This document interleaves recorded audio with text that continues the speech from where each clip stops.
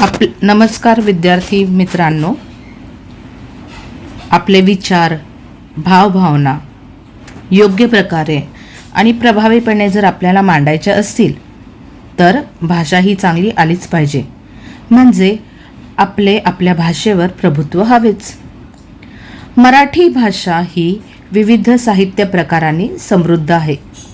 या साहित्याच्या वाचनाने भाषेवर प्रभुत्व येते. आता हे साहित्य कोणते? कथा, कादंबऱ्या, कविता, प्रवास वर्णने, आत्मवृत्त अशी बरीचशी साहित्याचे प्रकार आपल्या मराठी साहित्यात आपल्याला दिसून येतात. आणि हे मराठी साहित्य खूप समृद्ध असे आहेत. अनेक लेखकांनी त्यांना समृद्ध केलेले आहे. आणि या साहित्याच्या वाचनाने भाषेवर प्रभुत्व येते आणि आपले जीवनाचे अनुभवही समृद्ध होतात. या पाठामध्ये आपण विविध साहित्य प्रकार जे आहेत त्यांचा परिचय करून घेणार आहोत. मी आत्ताच तुम्हाला साहित्याचे प्रकार सांगितले, ते म्हणजे कथा, कादंबरी, कविता, नाटक, आत्मचरित्र, चरित्र, प्रवास वर्णन हे सर्व साहित्याचे प्रकार आहेत. हे साहित्याचे प्रकार अनेक लेखकांनी मराठी भाषेमध्ये समृद्ध केले आहेत. साहित्य प्रकारांची जर मैत्री केली तर मनोरंजन तर होतेच आणि ज्ञानही वाढते, असा संदेशही या पाठामध्ये दिलेला आहे. या नाट्य स्वरूपातील हा जो पाठ आहे, हा पाठ विविध कलाकृतींचा परिचय करून देणारा असा आहे. तर चला तर सुरू करूयात आपण पाठ रंग साहित्याचे.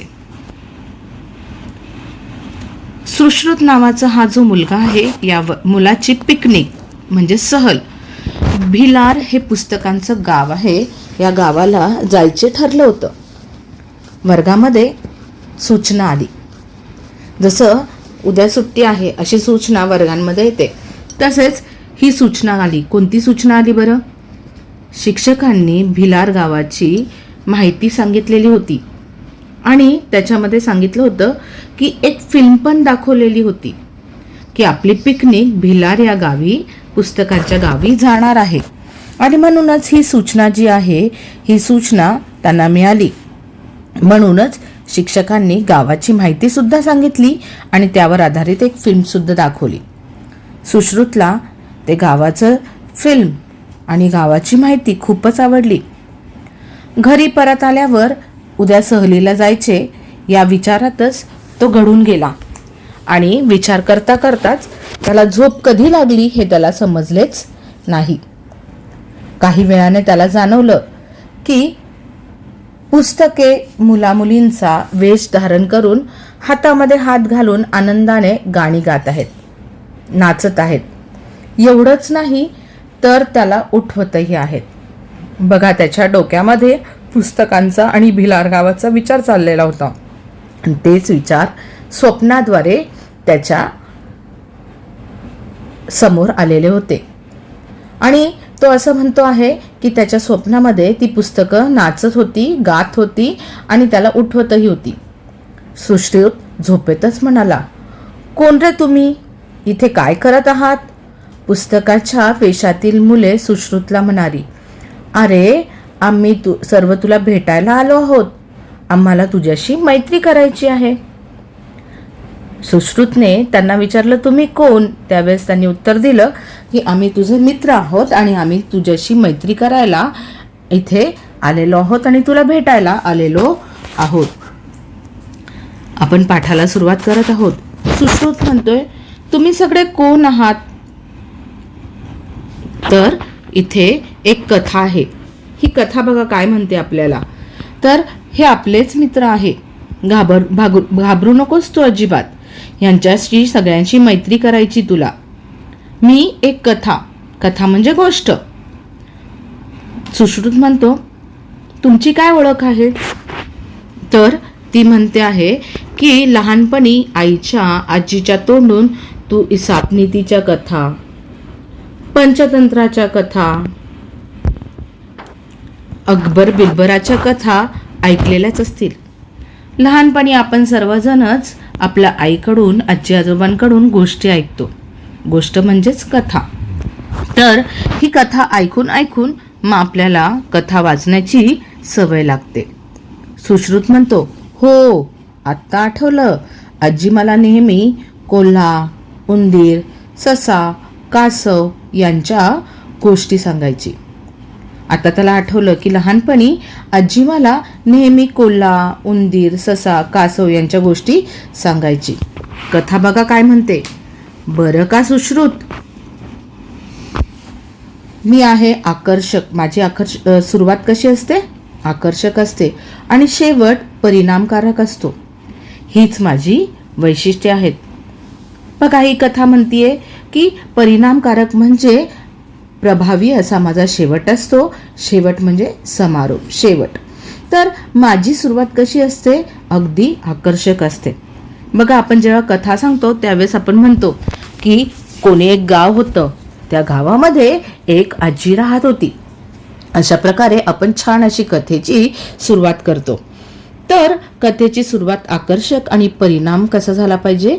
शेवट अगदी चांगला झाला पाहिजे, तरच ती कथा ऐकणाऱ्याला चांगली वाटते. आता सुश्रुत म्हणतो, तुझे काही प्रकार असतात का ग? कारण आज मराठीच्या मॅडमनी जेव्हा शिकवलं त्यावेळेस त्या म्हणाल्या की आपण साहस कथा शिकूयात. साहस म्हणजे ॲडव्हेंचरस, म्हणजे जिथे ॲडव्हेंचर आहे अशी कथा मी आज तुम्हाला सांगणार आहे, असं मराठीच्या मॅडम म्हणाल्या. कथा म्हणती आहे अगदी बरोबर बरं का. परी कथा, परी म्हणजे पर्यांच्या कथा, विज्ञान कथा, ऐतिहासिक कथा, असे कथेचे अनेक उपप्रकार पडतात. वेगवेगळ्या प्रकारच्या कथा असतात. परिकथा असतात, बोधकथा असतात, विज्ञान कथा असतात, ऐतिहासिक कथा असतात, साहस कथा असतात. वेगवेगळ्या प्रकारच्या गोष्टी आपण ऐकतो आणि याच गोष्टींना नंतर एकत्र करून त्याची मालिका बनवली जाते, नाटक बनवलं जातं, अगदी चित्रपट म्हणजे सिनेमासुद्धा बनवला जातो.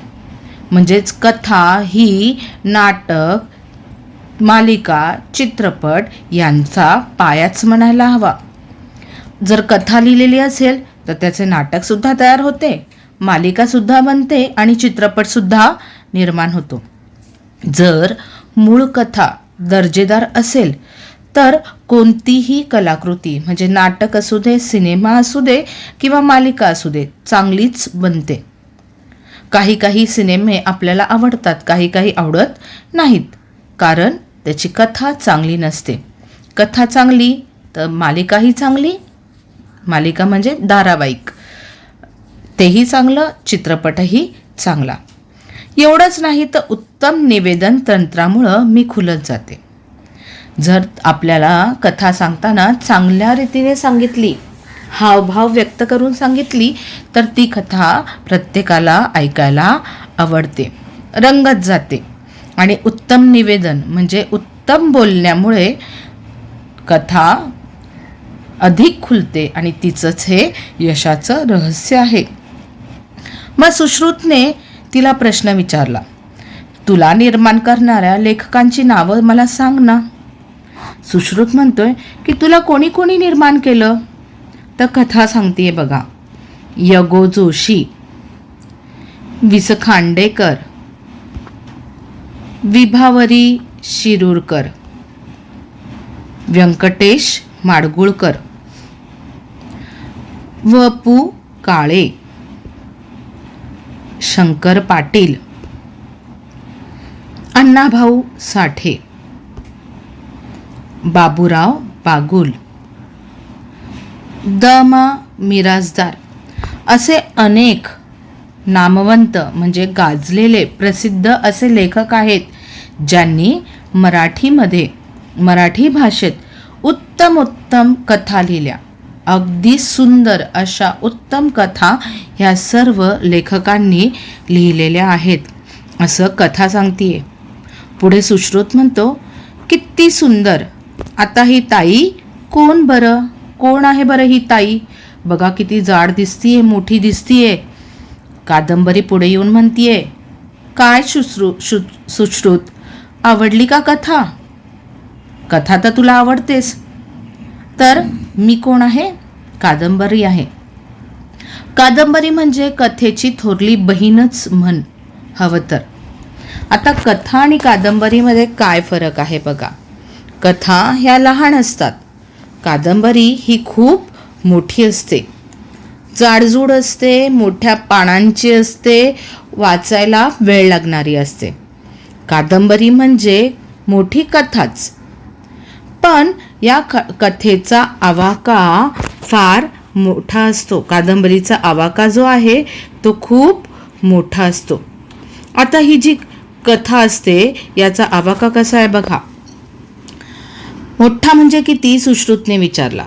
तर कादंबरीमध्ये जे असतं ना त्याच्यामध्ये खूप पात्र असतात आणि त्यांचा परस्पर संबंध असतो. विविध घटना होतात आणि त्या घटनांमधूनच काय होतं, कथा हळूहळू मोठी होत जाते आणि मग वाचता वाचता त्या कथेबद्दल आपल्याला प्रेम वाटायला लागतं. त्या कथेतील पात्र म्हणजे लोक आपल्या ओळखीचे वाटायला लागतात आणि मग अनपेक्षित वळण घेऊन वाचकांची उत्कंठा वाढवून ही कथा पुढे पुढे जाते आणि आपण त्याच्यामध्ये रममान होतो. सुश्रुत म्हणतो, हो खरंच खूप मोठा आवाका आहे तुझा. तर ही जी कथा आहे या कथेला, कादंबरीला साहित्य क्षेत्रातील सर्वोच्च मानाचा ज्ञानपीठ पुरस्कार 26 फेब्रुवारी 1976 रोजी वि. स. खांडेकर यांच्या ययाती या कादंबरीला मिळाला. तेव्हा मराठी माणसाला आपलं ऊर भरून आल्यासारखं वाटलं. ऊर भरून येणे म्हणजे अभिमान वाटणे. तर कविता बघा काय मग पुढे हळूच कादंबरी बोलल्यानंतर सुश्रुतच्या खांद्यावर हात ठेवून कविता पुढे आली. कविता म्हणते, ओळखलंस का मला? अरे मी आहे कविता. आपली तर फार वर्षांपासून चांगलीच ओळख आहे नाही का? कारण आपल्या पुस्तकामध्ये कविता असतात आणि त्या अगदी आपण तालासुरात म्हणत असतो. सुश्रुत म्हणतोय, हो ताई, हो कविता ताई, मला आठवतंय, ही आवडते मज मनापासून शाळा. जेव्हा आपण शाळा सुरू होते त्यावेळेस आपण हे गाणं म्हणतोच. आणि श्रावण मासी हर्ष मानसी या माझ्या आवडत्या कविता आहेत. कविता म्हणते, छान ह सुश्रुत, माझं रूप कसं आहे? छोटंसं आहे. मी छोटीशीच असते, आटोपशीर असते. आता कवितेची वैशिष्ट्य बघा. कवितेची वैशिष्ट्य काय आहे की तिचं रूप छोटंसं आहे, ती आटोपशीर आहे, मोजक्या शब्दामध्ये मोठा आशय व्यक्त केला जातो तो कवितेतूनच. ही सर्व कवितेची वैशिष्ट्ये आहेत.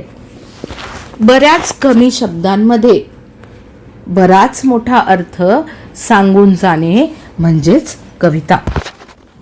आता ही जी कविता आहे त्याच्यामध्ये यमक, अनुप्रास असे शब्दालंकारांचा उपयोग केला जातो. ते दिसतात म्हणून त्याचं बाह्य रूप. आणि मागच्या वेळेस आपण उपमा अलंकार, उत्प्रेक्षा अलंकार हे शिकलेलोच आहोत. उपमा अलंकारामध्ये सारखा, सारखी, सारखे हे शब्द येतात आणि उत्प्रेक्षा अलंकारामध्ये गमे वाटे भासे हे शब्द येतात. हे तुम्हाला माहितीच आहे. आणि हे जे अर्थालंकार आहेत त्यांनी काय होतं, शब्दांना रंग चढवला जातो, साज चढवला जातो, अलंकारित होतात. आणि म्हणूनच या अर्थालंकारांचा आणि शब्दालंकारांचा उपयोग करून कविता लिहिली जाते आणि त्याचा आशयगर्भ जास्त वाढवला जातो, अंतरंग त्याचं सजवलं जातं. आणि म्हणूनच कविता ही सुंदर अशी आपल्याला आटोपशीर आवडणारी असते. सुश्रुत काय म्हणतो बघा. मॅडम नेहमी सांगतात कवितेची रचना अर्थपूर्ण व चपखल असते. कल्पनांचा सुंदर आविष्कार कवितेत असतो. हे बरोबर ना? कविता म्हणते, अगदी बरोबर. आणखी काय माहितीये बरं सुश्रुत तुला? सुश्रुत म्हणतो, ताई, मला असं वाटतं की संगीतकाराने स्वरराग चढवला की त्याचं गाणं बनतं, आणि मी तुला पाठ्यपुस्तकात वाचतो आणि CD मध्ये सुद्धा ऐकतो. अगदी चित्रपटांमध्ये सुद्धा या कवितेंना चाल लावून गाणं म्हटलं जातं, आणि ही चित्रपटाची गाणी आपल्याला खूपच आवडतात, हे तुम्हाला माहितीच आहे. कविता म्हणते, तुझं निरीक्षण छान आहे बरं का. मला एक सांग, तुझ्या शाळेत मराठी दिन साजरा करतात का? सुश्रुत म्हणतो, करतात ना मराठी दिन साजरा. कविता विचारतीये, कोणत्या तारखेला करतात? पहा, चित्रामध्ये तुम्हाला दिसतंय. सुश्रुत म्हणतोय, विचार करून बोलतोय बरं का. काय म्हणतोय तो? 27 फेब्रुवारीला काय केलं जातं? मराठी दिन हा साजरा केला जातो. जसं आपण बाल दिवस साजरा करतो, मातृदिवस साजरा करतो, वेगवेगळे दिवस साजरे करतो, तसाच 27 फेब्रुवारी हा मराठी दिन म्हणून साजरा केला जातो. कविता विचारतीये, अगदी बरोबर आहे, पण हा 27 फेब्रुवारी हा कोणाचा वाढदिवस आहे, तुला माहित आहे का? सुश्रुत म्हणतो, नाही ग, मला माहित नाहीये हे कोणाचा वाढदिवस आहे. तर हे जे नटसम्राट आहेत, ज्यांनी नटसम्राट हे नाटक लिहिलं, ते वि.वा. शिरवाडकर म्हणजेच कविवर्य कुसुमाग्रज यांचा वाढदिवस म्हणजेच 27 फेब्रुवारी. त्यांच्या विशाखा या कादंबरीला मानाचा ज्ञानपीठ पुरस्कार मिळालेला आहे, आणि ज्ञानपीठ पुरस्कारासारखा मोठा पुरस्कार ज्याला मिळाला त्या वि.वा. शिरवाडकर म्हणजेच कविवर्य कुसुमाग्रज यांचा वाढदिवस म्हणजे 27 फेब्रुवारी. आणि या 27 फेब्रुवारीलाच आपला मराठी दिवस किंवा मराठी दिन साजरा केला जातो. सुश्रुत म्हणतो, खरंच मराठीमध्ये अनेक प्रसिद्ध कवी आहेत, ज्यांनी सुंदर सुंदर कविता लिहिलेल्या आहेत. आता कोणी बरं या कविता लिहिलेल्या आहेत? त्यांची नावं पुढील प्रमाणे: कुसुमाग्रजांबरोबरच केशवसूत, हिरवे हिरवे गार गालीचे हरित तुरांच्या मखमालीचे असे म्हणणारे बालकवी, एका गवताबद्दल इतके सुंदर वर्णन करणारे हेच ते बालकवी. बाभ बोरकर 1910 साली त्यांचा जन्म झाला आणि 1984 साली त्यांचा मृत्यू झाला, पण ह्यांनी सुद्धा आपल्या कवितेला फार मोठे केले. वासी मर्ढेकर म्हणजेच बाळ सीताराम मर्ढेकर यांनी सुद्धा कवितेमध्ये प्रचंड लेखन केले आणि त्यांच्या कविता खूप प्रसिद्ध आहेत. शांता शेळके यांच्या कविता तर अगदी सुंदर. इंदिरा संत यांच्या सुद्धा कविता खूपच छान. सुरेश भट यांच्या मराठीच्या गझला प्रसिद्ध आहेत. यांनी मराठीमध्ये गझल हा जो भाग आहे तो प्रसिद्ध केला, ज्यांना आपण सुरेश भट या नावाने ओळखतो. नामदेव ढसाळ यांनी सुद्धा कवितेमध्ये प्रचंड लेखन केलं. आणि तुम्हा सर्वांना कविता माहितीच आहे, जी आपण शिकलो. ती कविता कोणती बरं होती? ती कविता होती 2 दिवस, ज्याचे कवी होते कविवर्य नारायण सुर्वे. नारायण सुर्वे यांना कविवर्य म्हटलं जातं, म्हणजे कवींचा राजा म्हटलं जातं, कारण इतक्या सुंदर अशा त्यांनी कविता लिहिलेल्या आहेत. सामान्य माणसाच्या जीवनावर आधारित त्यांनी या कविता लिहिलेल्या आहेत. अशा अनेक कवींनी आपल्या प्रतिभेने त्यांना सजवलेलं आहे. तर या कवितेचे असंख्य प्रकार आहेत. आता काव्याचे प्रकार कोणते कोणते बघा. पूर्वी होतं संत काव्य, जसं आपण अभंग शिकतो. संत एकनाथ, संत नामदेव, संत तुकाराम, संत ज्ञानेश्वर, संत चोखामेळा, संत बहिणाबाई, अशा असंख्य संतांनी संत काव्य महान केलेलं आहे. ते आपण अभंगातून शिकतोच हे तुम्हाला माहितीच आहे. सुंदर सुंदर अभंग या संतांनी लिहिलेले आहेत हे आपण जाणतोच. पंतकाव्य त्याच्यानंतर निर्माण झालेला हा प्रकार. मग मध्ययुगीन काव्य, शाहिरी काव्य ज्याच्यामध्ये पोवाडे वगैरे लिहिले जातात असे शाहिरी काव्य. आणि त्याच्यानंतर मुक्तछंद म्हणजे आजकाल ज्या लिहिल्या जातात त्या कवितांना मुक्तछंद असं म्हणतात.